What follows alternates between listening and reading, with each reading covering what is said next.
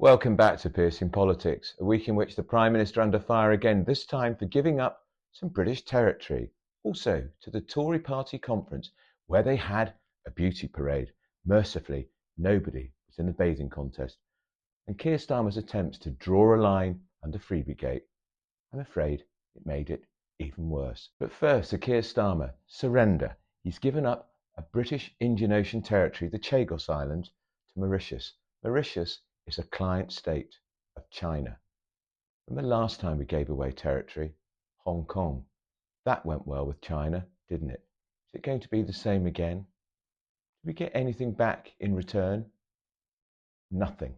Not a single thing. It's a significant strategic territory. Diego Garcia, one of the islands, there's a military base. In fact, where the American planes took off in 1991 to liberate Kuwait from the yoke of Saddam Hussein. It's bad politics. It doesn't look good. And what if you're in the Falkland Islands? Are you going to be worried that Argentina are given the Falklands next? The ghost of Mrs. Thatcher will be back. Sir Keir Starmer, you may have removed her portrait.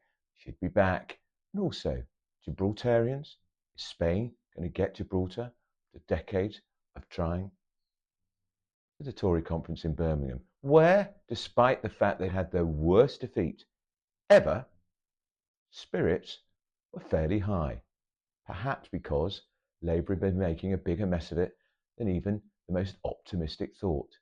All four contenders for the leadership, Kemi Badenoch, Robert Tugendhat, James Cleverly and Robert Jenrick, strutted their stuff on stage to say it should be me.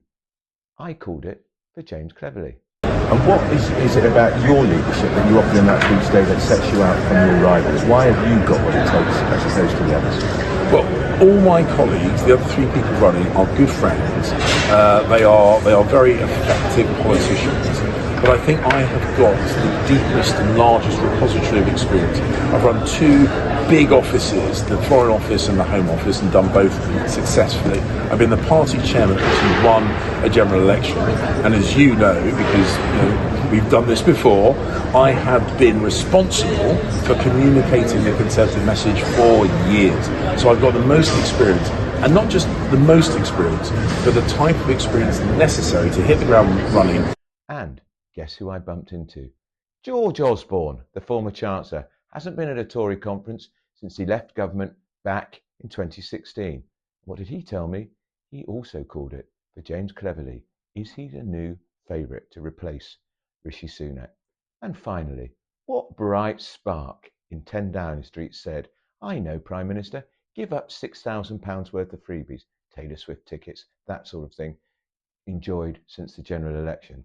Because now we're asking, what about the freebies enjoyed by the Foreign Secretary, the Chancellor, the Deputy Prime Minister, Angela Rayner, dancing away in an Ibiza nightclub?